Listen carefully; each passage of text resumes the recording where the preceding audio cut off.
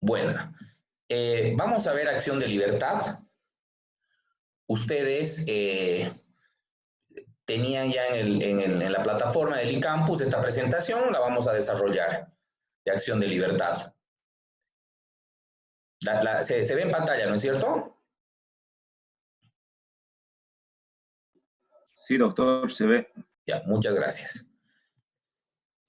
Bueno, vamos a ver la definición de acción de libertad muy rápidamente. Luego, los supuestos de procedencia, que es lo más importante que tienen que conocer ustedes en la acción de libertad, puesto que el procesamiento o el proceso en sí de la acción de libertad es bastante sencillo. Es bastante sencillo, ¿no? Vamos a ver la subsidiariedad. Vamos a ver la subsidiariedad, qué significa y cómo se aplica a este principio a la acción de libertad. ¿Quién tiene legitimación para ser demandado, para demandar una acción de libertad? ¿Quién es el juez competente y cuáles son los requisitos de la acción de libertad? ¿No? Ustedes ya tienen eso en esta presentación que vamos a desarrollarla en esta clase de hoy.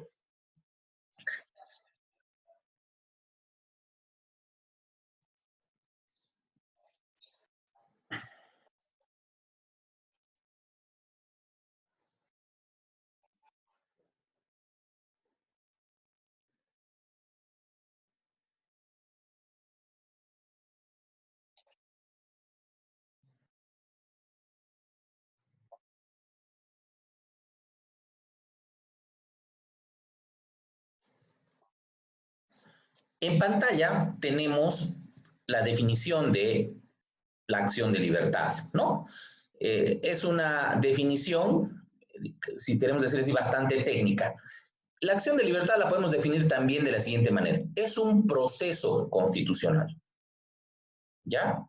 Es un proceso. Si nosotros vamos al artículo 125, 126 de la Constitución Política del Estado, vamos a ver que es un proceso que está diseñado para proteger el derecho a la libertad, al debido proceso, a la vida, como vamos a desarrollar. Entonces, es un proceso, entonces se constituye en una garantía constitucional para proteger estos derechos. Y claro que es una acción constitucional, como se ve en pantalla.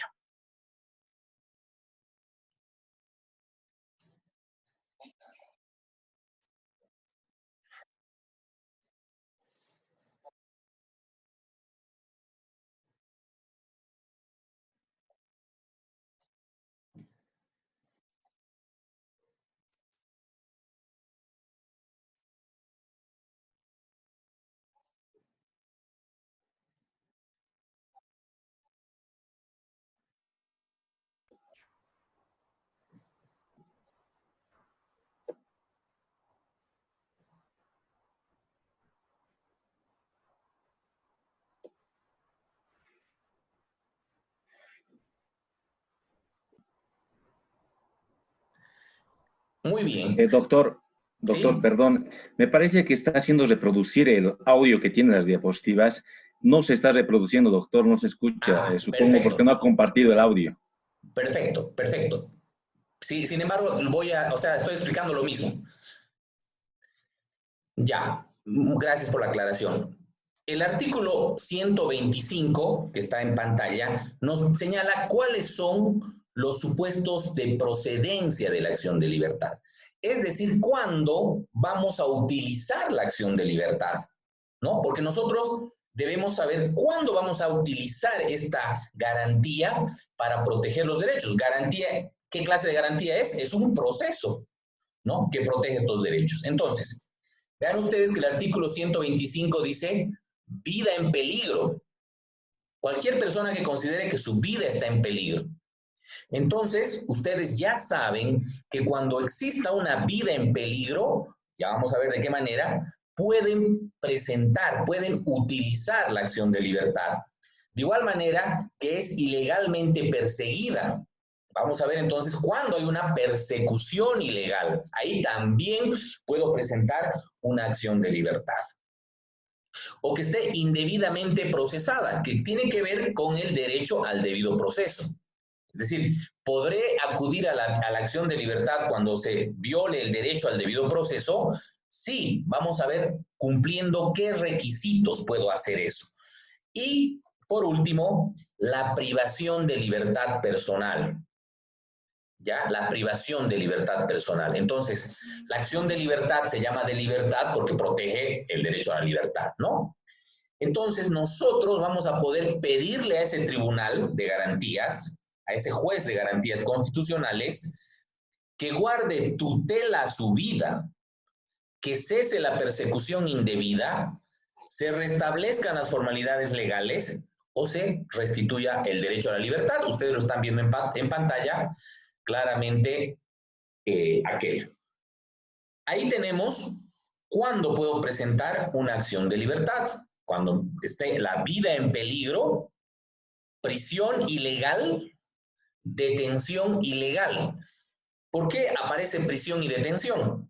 Porque las privaciones de libertad, que pueden ser muchas, de muchas maneras, pero se subdividen en prisiones ilegales y en detenciones ilegales, ¿no? Tenemos la persecución ilegal y el procesamiento indebido. Entonces, en esos casos, yo voy a poder plantear la acción de libertad.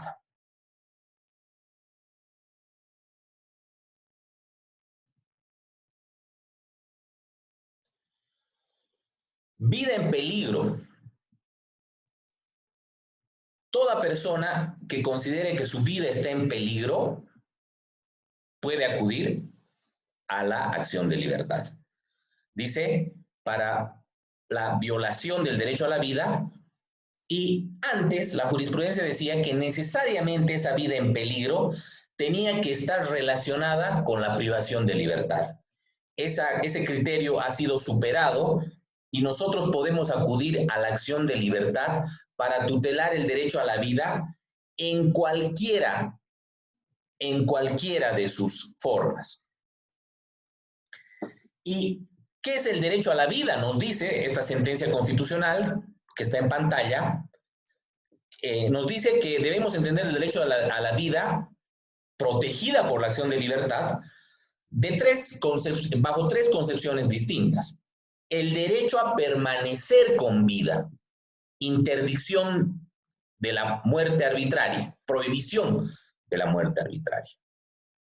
Entonces, el derecho a permanecer con vida, o sea, a no perder nuestra vida, está tutelado por la acción de libertad, ¿no? Ustedes dirán, si una persona entonces está por morirse, ¿puede presentar una acción de libertad? Claro, depende del caso. Si no lo quieren atender en un hospital y su vida está en peligro realmente, ¿puede presentar una acción de libertad? Sí, puede hacerlo. No solo ese, pero que es el más grave, ¿no? El derecho a permanecer con vida, a no morir, ¿no es cierto? Sino que también el derecho a vivir con dignidad o vivir bien. Es decir, una persona, por el derecho a vivir bien, puede plantear una acción de libertad, puede hacerlo. Puede hacerlo. ¿No? C. El derecho asistencial a recibir todo lo indispensablemente necesario para subsistir con dignidad. ¿No? Para subsistir con dignidad. Yo les hago una pregunta. Una persona privada de libertad en el penal de San Roque, que duerme en el piso, rodeada de 80 personas, pero lado a lado en el piso. ¿Ustedes creen que eso es vivir con dignidad? Y obvio, la respuesta será, pero ha cometido un delito, maldito. La pregunta es la siguiente, o sea, y debemos ser nosotros claros como abogados, ¿no? ¿Se le ha quitado su derecho a la dignidad o se le ha quitado su derecho a la libertad? ¿Qué es lo que se le quita a una persona? Solo se le quita su derecho a la libertad. Solo el derecho a la libertad. ¿No es cierto? No le podemos quitar derecho a la dignidad, derecho a la salud. ¿Ustedes han visto que alguna vez hay personas privadas de libertad que pasan clases en derecho, van con su custodia. ¿Alguna vez han visto? Sí, doctor, a varios. A varios, ¿no es cierto? Señores, He visto en el CEGI. comentarles que esos privados de libertad que van a pasar clases a derecho y a otras carreras, solo pasan en Sucre. Y cualquiera diría, qué bárbaros, pues yo también, digamos, estudio. Señores, no se le quita el derecho al estudio. Y si no pueden estudiar en el penal, me parece un criterio progresivo el permitirles estudiar afuera. Ojo, no se ha escapado ninguno de los que estudia afuera. Nadie. Es más, son los mejores alumnos. Siempre que un privado de libertad ha cursado derecho y otras materias y otras carreras, son los mejores alumnos de su curso. Entonces, peor todavía, estamos hablando del derecho a estudiar, ¿no? Entonces, vivir con dignidad, recibir todo lo asistencial. La pregunta es, ¿el Estado me priva de libertad? Perfecto. La ley lo permite cuando se cumplen los requisitos. Pero debe dar las condiciones de subsistencia. Y estamos hablando de los privados de libertad. Ahora vámonos a las personas de la calle. El Estado tiene el deber de dar todo lo indispensablemente necesario para subsistir con dignidad. ¿No? ¿Lo hace, no lo hace? Ustedes pueden plantear acción de libertad para lograr aquello. Es decir, que el derecho a la vida, mediante la acción de libertad, protege a la vida en su sentido amplio. Ustedes están viendo ahí en la pantalla en qué aspectos protege. Es todo, prácticamente, ¿no? Del derecho a la vida. Entonces, tómenlo muy en cuenta en algún momento de su vida profesional, cuando tengan un caso en el que esté involucrado el derecho a la vida, o a vivir bien, o a recibir asistencia para vivir con dignidad, para subsistir con dignidad, ¿no? Entonces, vean ustedes que es muy amplia la protección del derecho a la vida en peligro, como se dice, vida en peligro es el supuesto, mediante la acción de libertad. En las privaciones de libertad, ¿qué es lo más común y lo que más van a utilizar ustedes como abogados? Espero que no, pero va a ser así, ¿no? Dependiendo de la materia a la que ustedes puedan, a la materia a la que ustedes elijan, si eligen derecho penal, la detención indebida y la prisión indebida, obviamente que son las formas más comunes en las que se da la acción de libertad. Una detención es válida si se cumple con la ley, ya, pero es indebida o ilegal cuando va en contra de la ley. Ahora bien, ¿cuál es la diferencia entre la detención indebida y la prisión indebida? La diferencia es muy sencilla. La detención indebida, ya, son privaciones de libertad de corta duración. De corta duración. Estamos hablando de 8 horas, 24 horas, 48 horas. Privaciones de libertad de corta duración y además que no se dan en el penal, no se dan en la cárcel, sino que se dan en oficinas administrativas, ya sea fiscalía, o en oficinas policiales o carceletas policiales, es decir, en la FELCC, en la FELCB, en la FELCN. Incluso hay otras, en otras ciudades, en otros departamentos, por ejemplo en La Paz, tienen una carceleta en el propio el órgano judicial, es decir, están privados de libertad hasta que sea su medida cautelar en esa carceleta judicial, ¿no? Entonces, esa es la diferencia entre la detención ilegal en relación a la prisión ilegal. Su nombre ya lo indica todo, prisión. La prisión es una privación de libertad ya de larga duración. ¿Ya? ¿Y en dónde se corta o se priva la libertad? En una prisión, no en otro lugar. Un ejemplo Claro, ¿cómo yo voy a saber si una detención o una prisión es ilegal? ¿No?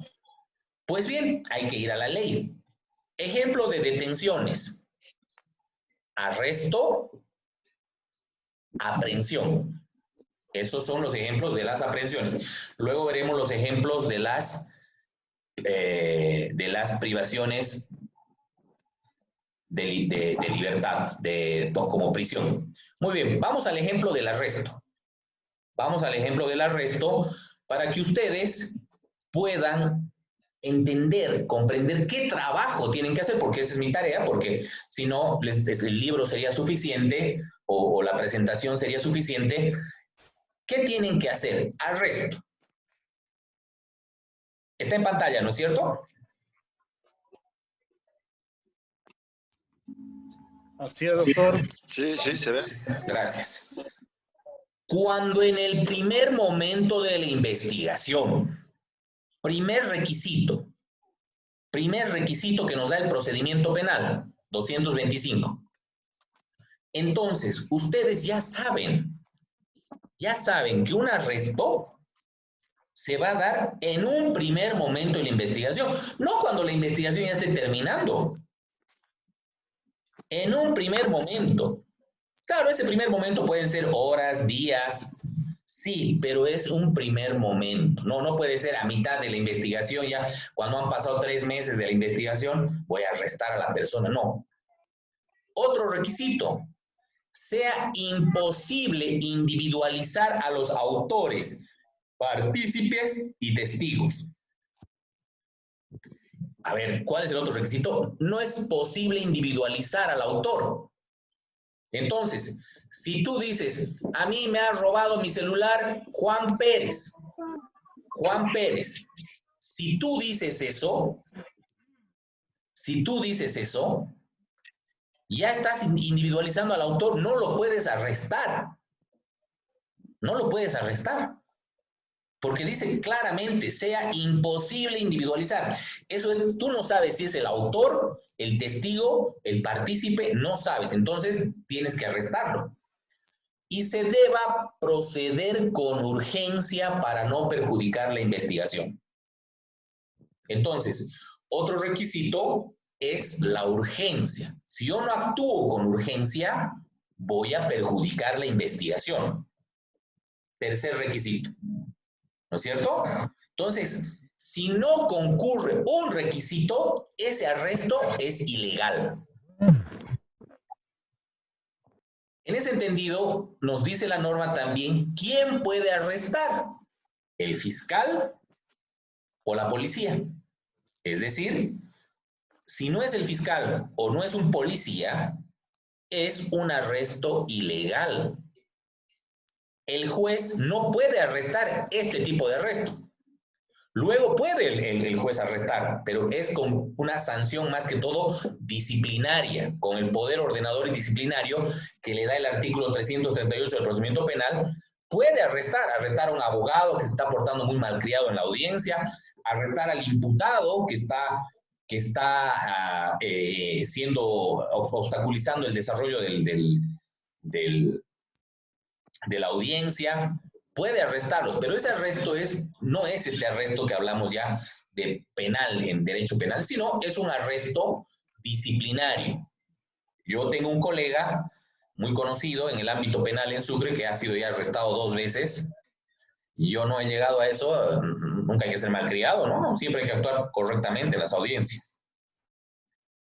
Entonces, ya ha presentado acción de libertad este colega, ¿no? Para librarse de los arrestos a los cuales ha sufrido un par de veces, ¿no? Entonces, si no es el fiscal o no es la policía, no se puede arrestar a una persona cuando estamos hablando de la comisión de un delito. Entonces, el fiscal o el policía pueden disponer que los presentes no se alejen del lugar, no se comuniquen entre sí, no modifiquen el estado de las cosas y de los lugares, y de ser necesario ordenarán el arresto de todos Vean ustedes, de todos por un plazo no mayor de 8 horas. Entonces, encima tenemos como requisito el plazo de 8 horas. Si se pasa ese plazo, el arresto es ilegal. Muy bien. Y ustedes ven ahí, dice todos, resaltado en amarillo, creo. Todos. ¿Por qué dice todos? Porque no se sabe. Por eso es que cuando alguna vez me dicen, ¿en qué calidad está él? De arrestado. Entonces uno tiene que analizar, a ver un ratito. ¿Solo él está arrestado? Sí. ¿Por qué? Porque lo han sindicado de que ha robado el celular. Y ya, a él le han dicho que es el sí. ¿Hace cuánto han denunciado? Hace 3 meses. Ah, y por eso lo está arrestando, sí. Entonces, ese arresto es totalmente ilegal. Voy a dar un ejemplo de cuál es el ejemplo para un arresto legal. Hace muchos años atrás se dio un secuestro de un menor de edad en la ciudad de Sucre. Le pedían al papá, creo que $200,000, al final creo que quedaron en $80,000, algo así, para devolverle a su hijo. Yo conocí a los secuestradores ya en prisión. Yo trabajaba de auxiliar y obviamente ellos ya terminaron al final su condena y yo lo conocí cuando era auxiliar el proceso y ya como abogado de defensa pública cuando ellos estaban beneficiándose con la suspensión condicional de la pena, extramuro, etcétera, y me tocó tramitar eso a mí. Entonces, en ese caso pedían $80,000 y le decían, bueno, mire, nosotros le vamos a llamar a su celular, usted espérenos en el Guereo. Entonces él se iba al Guereo y en esa oportunidad todavía el celular no era tan fácil de tener un celular como es ahora. No era tan fácil. Entonces el señor este, como tenía dinero, sí tenía celular. Va al Guereo y obviamente había dado aviso a la policía, por lo que la policía de civil estaba, digamos, cerca al Guereo, ¿no? Rodeando el lugar. Le llamaban al celular y él agarraba y decía, sí, hola. Y le decían, ¿está en el Guereo? Sí, ya, ahora váyase al aeropuerto Juan Azurduy. Y le vamos a llamar cuando esté ahí. Entonces él agarraba su movilidad y se iba al aeropuerto Juan Azurduy, la policía iba por detrás disimulando, ¿no es cierto?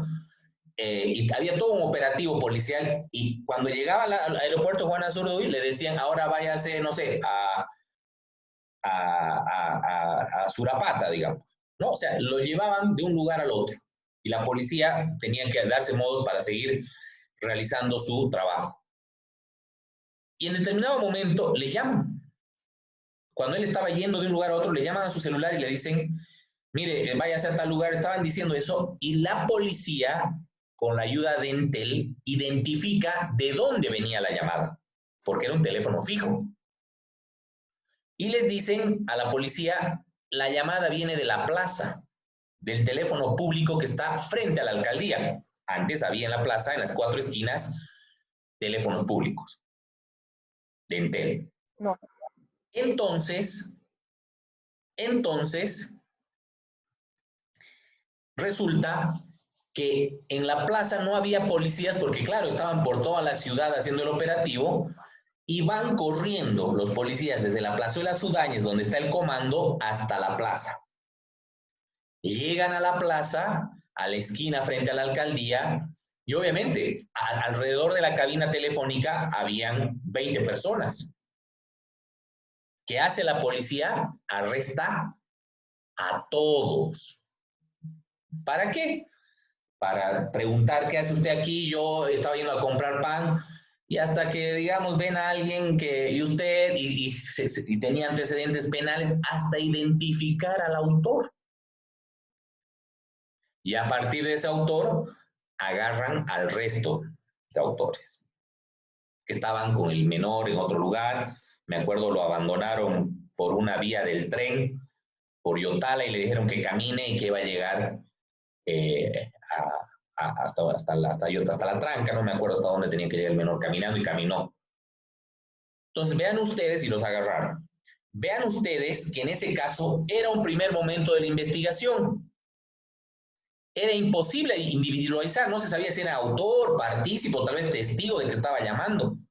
Se debía proceder con urgencia, porque si no el niño estaba su vida en peligro, ¿no? Era la policía la que estaba haciendo este operativo, ¿no? Y que ha dispuesto el arresto de todos, ¿no? Entonces, se cumplen todos los requisitos para el arresto. Entonces, vean ustedes. Doctor, ¿Sí? ¿Qué pasaría si falta alguno de estos elementos, digamos, que no haya sido, digamos, que sí han podido individualizar al autor? Por eso, como les decía, si no se, o sea, no es aquí, si un requisitito falta igual vale, no. Tienen que estar todos los requisitos. Si falta un requisito, ese arresto es ilegal. Y ustedes me dirán, ¿los vamos a dejar escapar a los ladrones? No. Hay diferentes maneras. Puede ser tal vez una aprehensión, eso no tenemos el tiempo ahorita para explicar con un ejemplo la aprehensión. Puede ser una aprehensión por particulares, sabiendo que se está cometiendo un delito que lo... O sea, pero para que me digan que es un arresto, tienen que cumplirse esos requisitos. Si yo sé que Juan es el que ha cometido el delito, no lo voy a arrestar, lo voy a aprehender. Porque hay peligro de fuga, peligro de obstaculización. Lo voy a aprehender, pero no lo voy a arrestar. No lo voy a arrestar, porque no se cumplen los requisitos. Entonces, la detención indebida, ese es el ejemplo que les doy, ese trabajo que ustedes han visto que hemos hecho con el arresto, tienen que hacer ustedes siempre con cualquier norma. No solo con un arresto, no solo con una aprehensión. Cualquier norma procesal tienen que desglosarla. Si no se cumplen los requisitos que establece la norma procesal, no se puede aplicar esa norma al caso concreto. Eso tienen que saberlo. Es la misma subsunción que hacen en un tipo penal, ¿no es cierto? Para que sea estafa, ¿acaso pueden decir, y si solo me falta el engaño, ¿es estafa? No, no es estafa. Es lo mismo en el arresto. Y si nos falta solamente, o si me paso de las 8 horas, ¿sigue siendo legal? No, señor, es ilegal. Y puedo plantear una acción de libertad. Vamos a ver luego bajo qué criterios. La prisión indebida, como decíamos, son de larga duración, se dan en prisión, y las prisiones son de dos tipos. La prisión provisional, en Bolivia denominada detención preventiva, o la prisión formal, ya la con condena. Son dos tipos de prisiones que tenemos. Se puede tener una privación de libertad por prisión preventiva ilegal cuando, por ejemplo, se determine un plazo de duración de la medida de detención preventiva e ilegalmente no se disponga la libertad. Peor ahora que en Bolivia, la ley 1173 ha dispuesto que como requisito de la detención preventiva, se debe establecer un plazo de duración. Eso está en Bolivia vigente, un plazo de duración. Bajo ese entendido, llega el día del plazo, vencimiento, se señala de manera obligatoria una audiencia al momento de la detención, ¿no? Es decir, si hoy día hay una persona detenida preventiva, hoy el juez dice, se lo está deteniendo hoy, se lo detiene por un mes. Entonces, nos vemos el 14 de septiembre a las 5 de la tarde para tratar la situación procesal del detenido. O sea, ya señala la audiencia de cesación a momento de la detención. Entonces, en esa audiencia, si de manera ilegal se mantiene la detención preventiva de esa persona, ¿qué es lo que se tiene que hacer? apelar. Y si en la apelación confirman la detención, acudo recién a la acción de libertad. Acudo recién a la acción de libertad. Entonces, casi siempre ustedes van a ver, si entran a la página del Tribunal Constitucional, las acciones de libertad son por medidas cautelares, por detención preventiva, ¿no? Y la otra forma puede darse también en la prisión formal, que cumpla mi condena, cumpla su condena, es la persona privada de libertad, y no le den la libertad. Y otro supuesto para presentar acción de libertad es que los privados de libertad tienen derechos, tienen beneficios que les da la ley de ejecución penal. Si un beneficio no se le otorga a un procesado, a un privado de libertad, de manera ilegal, se apela, y si no le dan, también se presenta acción de libertad, aunque el Tribunal Constitucional ha sacado, para mí de manera errada, jurisprudencia señalando que se debe presentar amparo. La persecución ilegal. La persecución ilegal, como su nombre lo indica, obviamente es una persecución que está al margen de los requisitos legales. ¿Y cuándo es una persecución ilegal? Cuando una autoridad o persona particular persigue sin motivo legal a otra persona, ¿ya? O la autoridad no tiene competencia legal para realizar esa persecución. Se denomina habeas corpus preventivo porque ¿qué es lo que pasa? Se intenta prevenir la privación de libertad. Es decir, la persecución ilegal es, aquí está el perseguido, el persecutor, pero todavía no lo ha privado de libertad. Porque si ya lo priva de libertad, ya no es persecución ilegal, sino es privación de libertad. Entonces, yo utilizo el habeas corpus preventivo para evitar que se consuma la privación de libertad. Por eso es persecución, me está persiguiendo. Si ya me agarró, ya no es persecución ilegal, ya es privación de libertad ilegal, si es que fuese ilegal, ¿no? Un ejemplo que siempre doy es el siguiente. Un representante del comité cívico hace muchos años atrás, de Chuquisaca, fue citado a la Cámara de Diputados, dentro de una investigación que hacía la Cámara de Diputados. Entonces, el abogado de este miembro del comité cívico manda un memorial a la Cámara de Diputados y le dice: ustedes no tienen competencia para juzgarme. Yo soy un ciudadano de a pie. Ustedes como Cámara de Diputados no me pueden juzgar penalmente. Y la Cámara de Diputados dice: ¿no va a venir a la citación que le he hecho? Bueno, libra un mandamiento de aprehensión. ¿Dónde está el mandamiento de aprehensión? En el procedimiento penal. Si uno lee la Cámara de Diputados, los diputados, ¿dónde tienen facultad de apreender a una persona particular? No, no tienen. Entonces, resulta que emiten ese mandamiento de aprehensión. ¿Qué hace su abogado? Acción de libertad. Bueno, en ese entonces habeas corpus. Por persecución ilegal. La autoridad pública, en este caso diputados, no tiene competencia para hacer esa persecución. ¿Cuál es el objeto de un mandamiento de aprehensión? Privar de libertad. Temporalmente, pero privar de libertad. ¿O a ustedes les gustaría que les priven de libertad a ustedes 8 horitas? No, ¿no es cierto? ¿O les gustaría que alguien ahorita venga, de sus casas venga y se los lleve 8 horas a un cuarto, no digamos a una, y los tenga ahí 8 horas? No, no. Entonces, vean ustedes que esta persecución ilegal es para evitar la privación de libertad. Por eso se llama preventivo.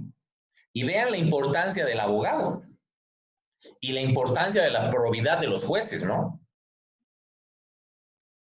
Porque nosotros, como en todas partes de Bolivia, han sufrido muchas personas persecución política, ¿no? Vean ustedes el caso terrorismo, 8 años privados de libertad. Y la verdad yo me siento orgulloso, nosotros en Sucre, nuestros líderes han sufrido persecución política. Alguno ha entrado en prisión, pero unos días, ¿no? Han tenido abogados que han hecho prevalecer sus derechos y ha habido jueces que han hecho cumplir la ley. Y de eso se trata esto. Y ese es su trabajo, el suyo, el que van a realizar, ¿no? O van a dejar que sus defendidos estén ilegalmente 8 años en la cárcel. No, no es cierto.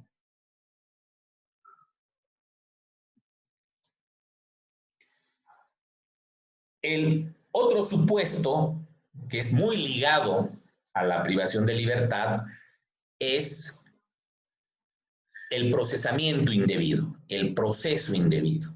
El debido proceso tiene muchos elementos: derecho a la defensa, presunción de inocencia, al juez natural, a la defensa técnica, a la defensa material, al traductor, al recurso, a la presentación de pruebas, al interrogatorio de testigos, muchos elementos, ¿no? Pero también en sí mismo el debido proceso es un derecho, solito, sin necesidad de nadie. Y es el derecho a ser juzgado conforme a las leyes establecidas anteriormente. Y de la misma manera que sería juzgado otra persona en situación similar. Ese es el debido proceso. Entonces, cuando se lesiona el debido proceso o alguno de sus elementos del debido proceso, podemos acudir a la acción de libertad, pero cumpliendo estos requisitos. Primero, se debe violar el debido proceso. Hasta ahí no hay problema. Esa violación del debido proceso debe afectar de manera directa el derecho a la libertad. De manera directa, no de manera indirecta. Tercer requisito, debe haber estado de indefensión absoluta. Es decir, que si el imputado se ha defendido, ha apelado, ha realizado defensa, no puede plantear acción de libertad. Entonces ustedes me dirán, o sea que si en una violación del debido proceso no hay indefensión absoluta, no hacemos nada. No, no es eso. El Tribunal Constitucional ha señalado que si él se ha defendido, etcétera, se tutela el derecho al debido proceso con el amparo constitucional y no con la acción de libertad. Para mí eso está mal, pero el Tribunal Constitucional es obviamente tiene la obligatoriedad de sus sentencias y yo no puedo discutirlas en el ámbito procesal, solo puedo discutirlas en el ámbito académico, criticando sus resoluciones y también alguna vez en estrados judiciales, por el principio de disanalogía, intentar que el tribunal revierta esa situación, por lo menos para el caso concreto. Entonces, vean ustedes que si no se dan estos tres requisitos, es decir, violación del debido proceso, que esa violación sea la causa directa de la privación de libertad y que exista estado de indefensión absoluta, si no se dan esos requisitos, el debido proceso se tutela con amparo y no con acción de libertad. Parece complicado, pero no lo es. Les doy un ejemplo. Plantean una excepción de extinción de la acción penal por prescripción. Dicen, señores, el delito que yo he cometido supuestamente es el año 90. Estamos en el 2020. 2000, 2010, 2020, son 30 años. Ustedes me dirán, no hay procesos de hace 30 años. Hay, hartos. Y lo chistoso es que planteas prescripción y no te dan. Ustedes dirán, no, imposible. No te dan. ¿No? 30 años, sí, 30 años. 30 años.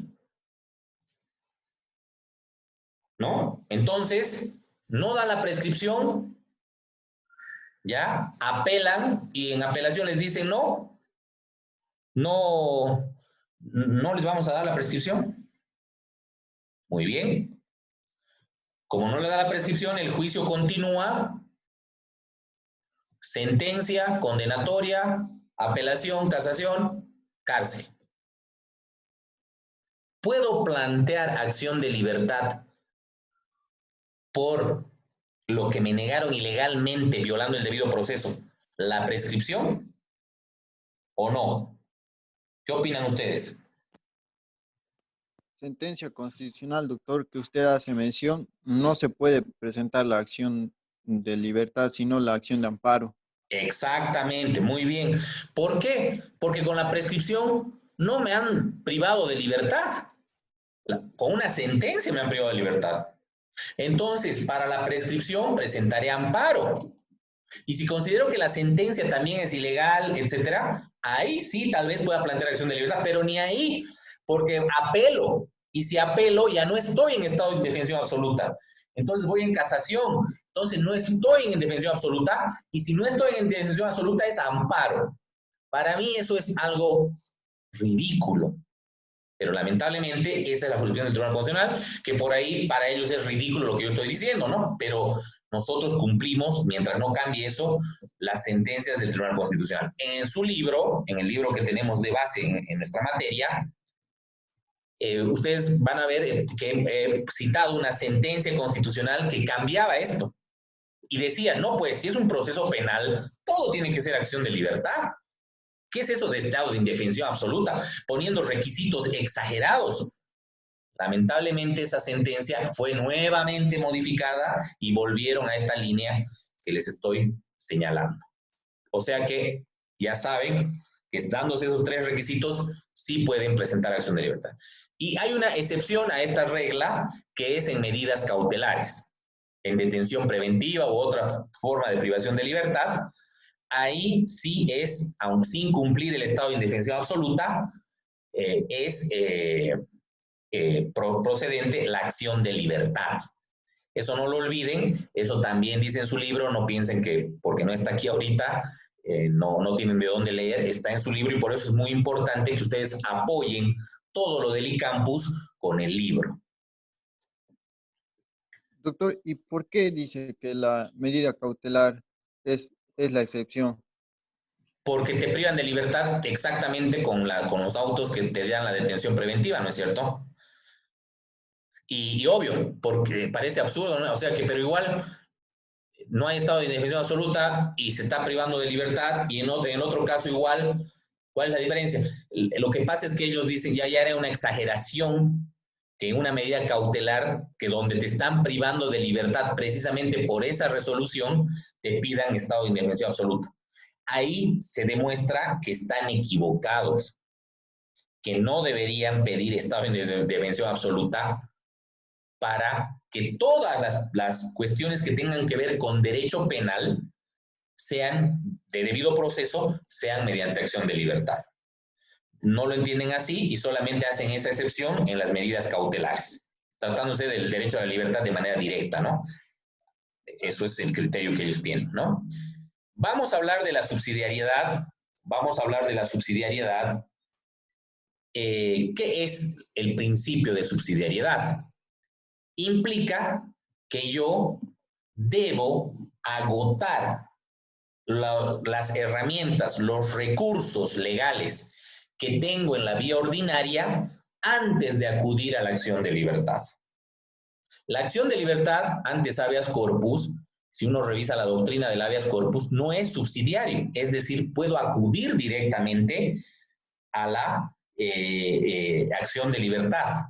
Sin embargo, eso ha sido regulado por la jurisprudencia, incluso tomando en cuenta jurisprudencia de la Corte Interamericana, señalando de que si existe un medio legal ordinario que proteja rápidamente, eso sí es importante, rápidamente el derecho a la libertad, debo agotar esos mecanismos. Entonces han dicho, por ejemplo, en las medidas cautelares, la apelación es en 3 días. Entonces tiene una herramienta rápida para proteger su derecho. Entonces no puede acudir directamente a la acción de libertad. Porque antes, ¿qué pasaba? Antes de que se dé esta jurisprudencia. había una medida cautelar, le daban la detención preventiva y los abogados, en vez de apelar, porque hasta que apelen pasaban 2 días, hasta que se señale audiencia pasaban 4 días, pasaban 6 días. Y en otros departamentos, en Sucre no, menos mal, en otros departamentos pasa 1 mes para que se señale una audiencia de medida, una barbaridad, ¿no? Entonces, ¿qué es lo que hacían los abogados? Planteaban habeas corpus. ¿Por qué? Porque el habeas corpus, la audiencia es al día siguiente, y al día siguiente se resuelve. Entonces, el Tribunal Constitucional seguramente vio que se saturaba de trabajo en relación a eso y dijo, no, un ratito, antes de acudir a la vía constitucional, ustedes tienen las herramientas ahí. O sea, no todo tiene que venir al Tribunal Constitucional. Si lo puede solucionar antes la vía ordinaria, lo vamos a hacer en la vía ordinaria. Entonces, ese es el principio de subsidiariedad. Doy un ejemplo, hablábamos del arresto. Yo puedo acudir directamente a la acción de libertad. Si el arresto es dentro de un proceso, no. Tengo que reclamar ese arresto ilegal al juez de la causa. Él dirá si es legal o ilegal. No puedo acudir directamente a la acción de libertad. Doy un ejemplo.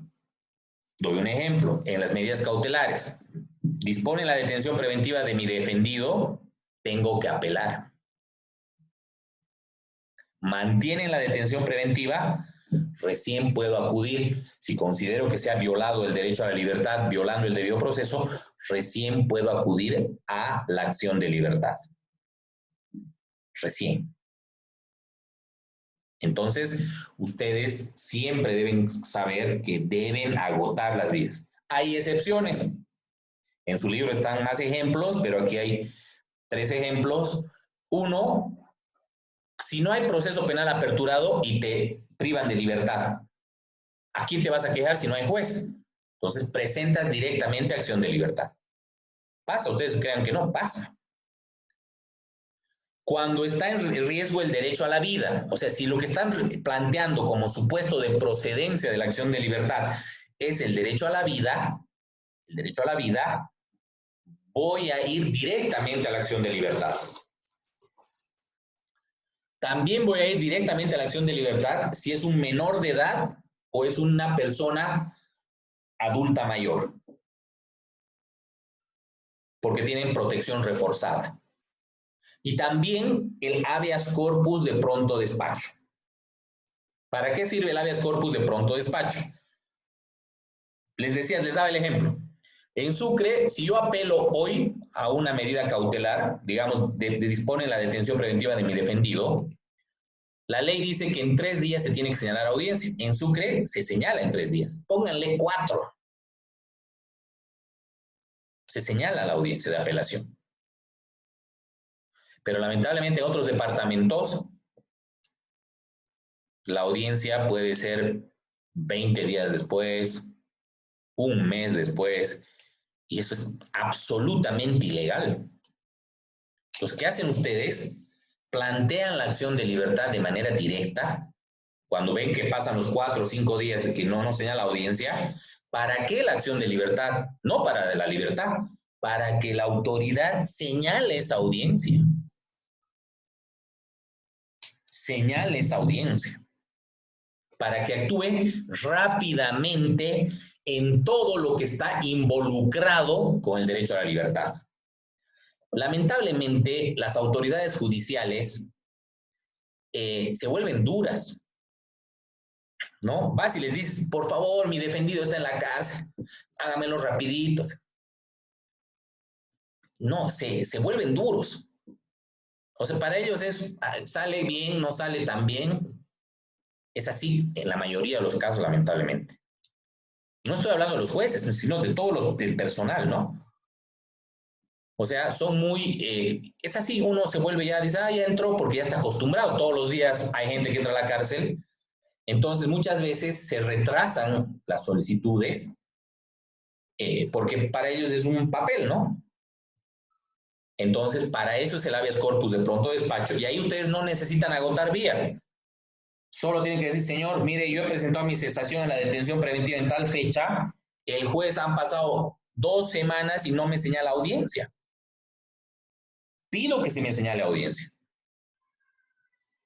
No necesitan agotar vía. Esto dice nuestra Constitución Política del Estado. La libertad personal solo podrá ser restringida en los límites señalados por la ley para asegurar el descubrimiento de la verdad histórica en la actuación de las instancias jurisdiccionales. El derecho a la libertad personal lo tenemos en el artículo 23 y también esta garantía constitucional que protege la libertad personal es la que guía todo nuestro sistema penal. Legitimación, ¿quién puede presentar? El afectado, cualquiera en su nombre sin necesidad de poder, el defensor o la defensora del pueblo o la defensoría de la niñez y adolescencia cuando se trate de menores, ¿no? ¿Quién puede ser demandado, accionado con la acción de libertad?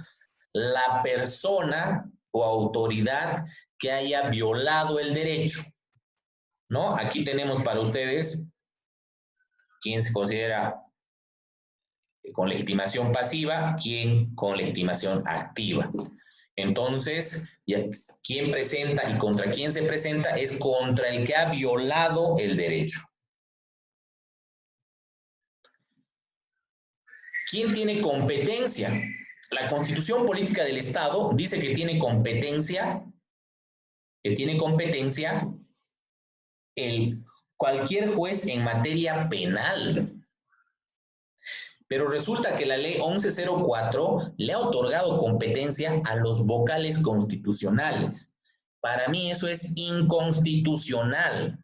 Si la Constitución Política del Estado ordena, manda, le da competencia no legal, constitucional a los jueces en materia penal, esta es la Constitución, y viene una ley que está por debajo de la Constitución, y dicen, yo le doy competencia a los vocales constitucionales.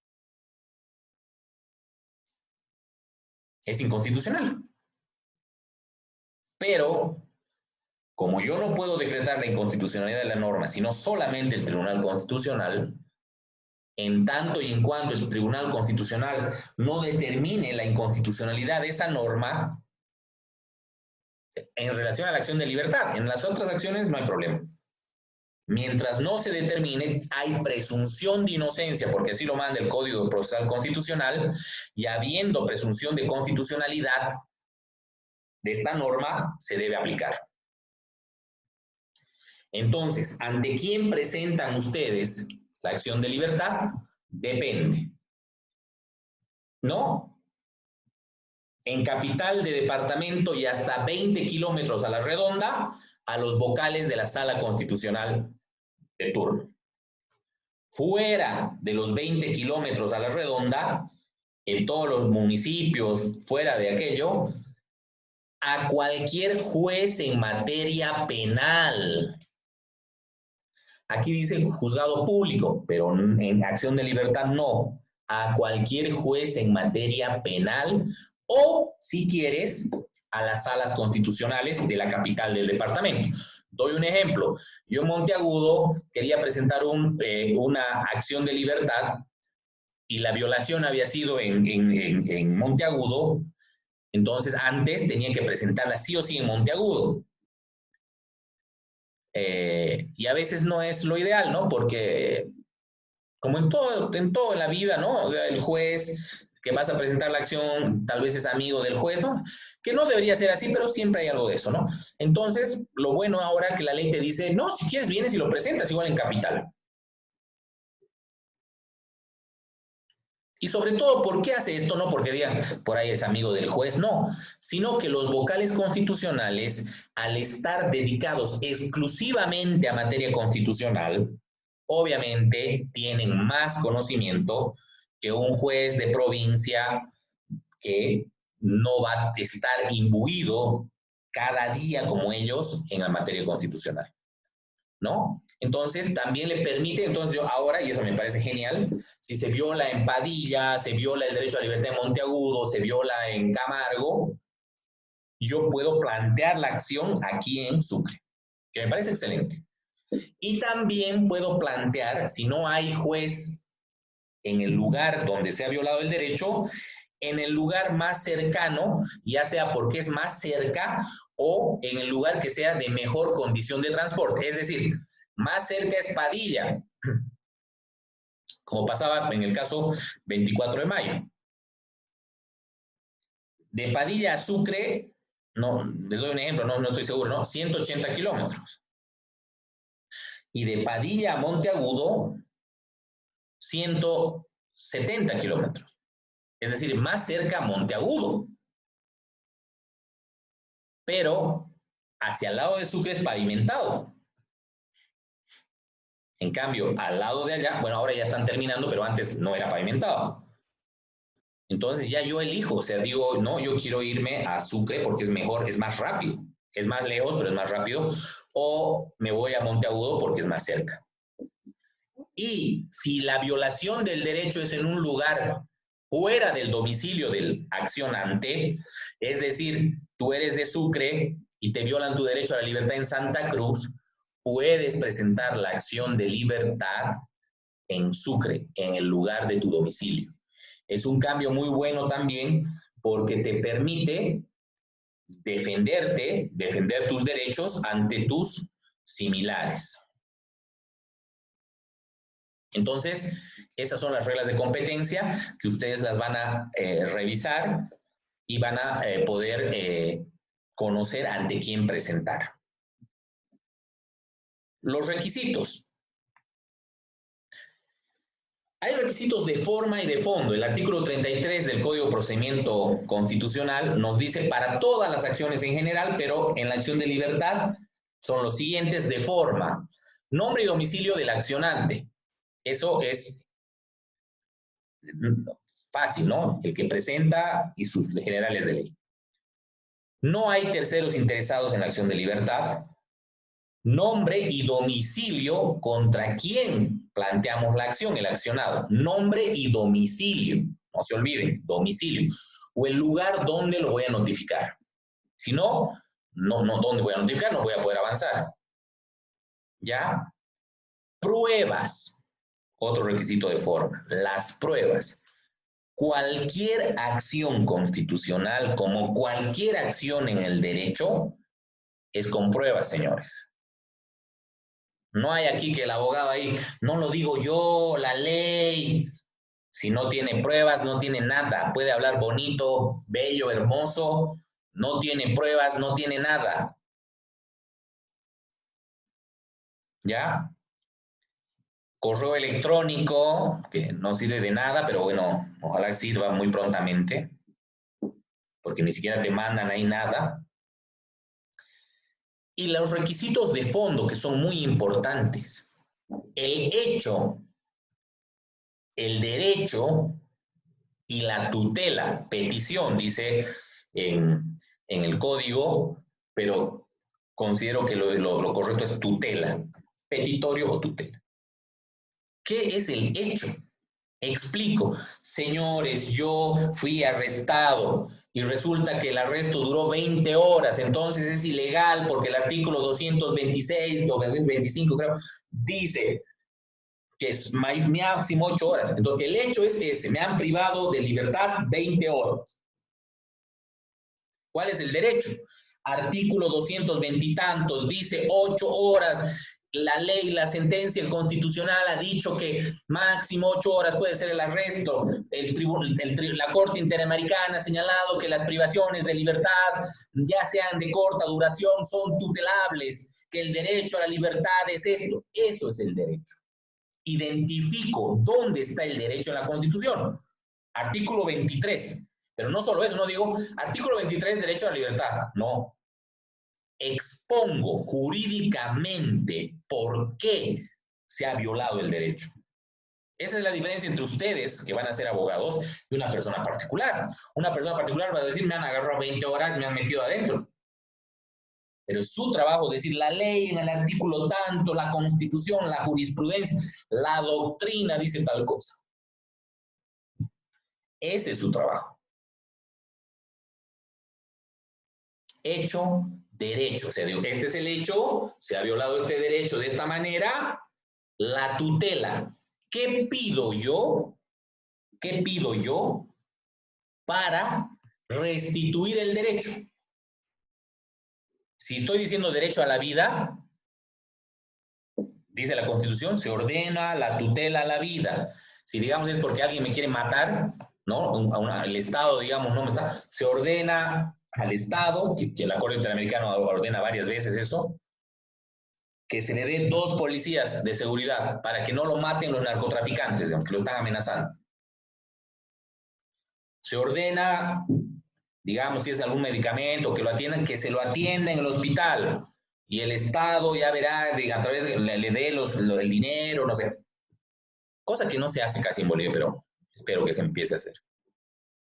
¿No? La tutela, que se deja sin efecto el auto de vista que ha dispuesto la detención preventiva, se dispone que se emita uno nuevo, respetando los derechos. Entonces, la tutela es la manera que yo le pido al Tribunal de Garantías que tutele mi derecho.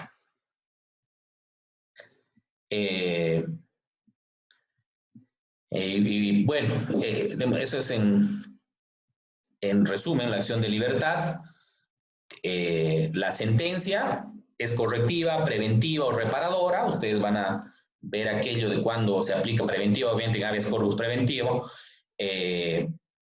Correctiva cuando se da detenciones o prisiones ilegales, y reparadora cuando se habla del debido proceso.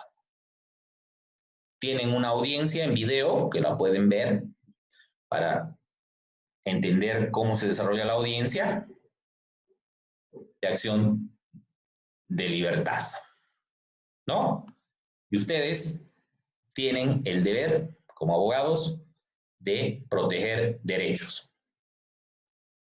Esa persona, como les decía, en el caso de Chuquisaca, en el caso de Santa Cruz, esas personas, cuando el Estado, no estoy diciendo el gobierno, claro que es el gobierno al final, en determinado momento, el Estado es poderoso, el Estado tiene policía, el Estado tiene fiscalía, el Estado tiene jueces, todos son del Estado. ¿Qué tiene la persona? ¿Qué tiene la persona? La Constitución, la ley y su abogado. Ustedes están para hacer que esa balanza de Estado gigante versus ciudadano se pueda poner al mismo lugar. Muchas veces lo logramos, muchas veces se ganan acciones de libertad, muchas veces se ganan absoluciones.